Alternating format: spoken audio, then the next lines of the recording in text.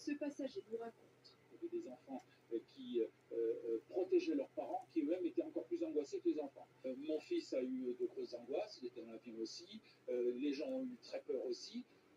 Tout le monde n'a pas eu de manière répartie le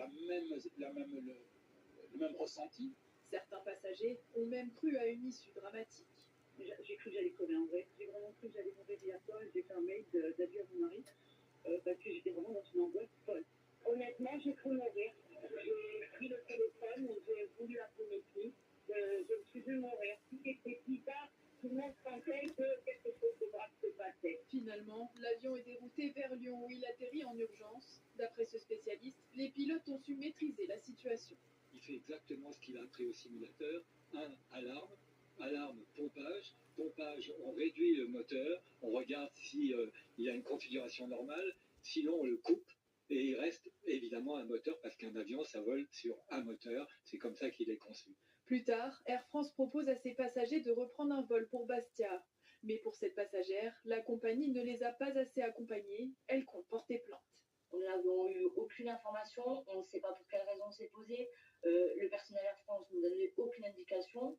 Personne d'Air France ne s'est soucié de savoir comment allaient ces passagers. De son côté, Air France assure qu'il s'agissait d'un incident technique et que la décision a été prise selon le principe de précaution. Et alors, quand il se passe quelque chose dans les airs, on fait évidemment appel à Jean Serra. Bonsoir. On rappelle, vous êtes notre consultant aéronautique et vous avez été pilote de ligne pendant plus de 30 ans. Donc évidemment, vous connaissez ce sujet par cœur. On va revoir le trajet de l'avion.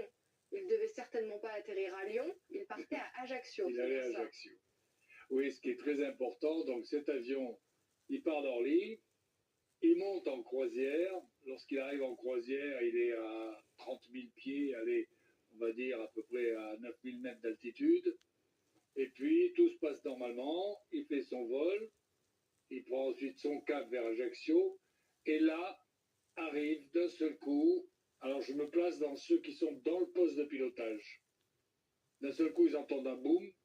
C'est d'ailleurs ce que les passagers racontent, ils ont entendu un boom. Ils sentent des vibrations, et eux, qu'est-ce qu'ils voient devant eux? C'est le moteur gauche qui indique qu'il est en train de tomber en panne. Donc là, pas de panique. Il ne faut pas oublier que pendant ce temps, l'avion continue à se déplacer. Et là, eux, ils se disent, l'avion est en panne. Par contre, qu'est-ce qui s'est passé? Il s'est passé que le réacteur a fait ce qu'on appelle un pompage. Un pompage, on voit le réacteur qui est ici.